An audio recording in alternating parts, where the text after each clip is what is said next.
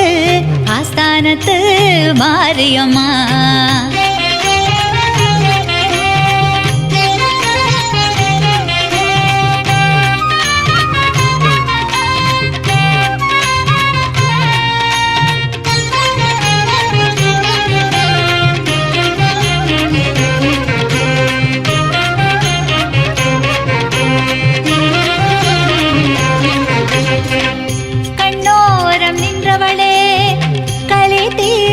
வந்தவளே பட்டீஸ்வரம் துர்க்கையம்மா பாலாட்டு செல்லியம்மா பாண்டிச்சே.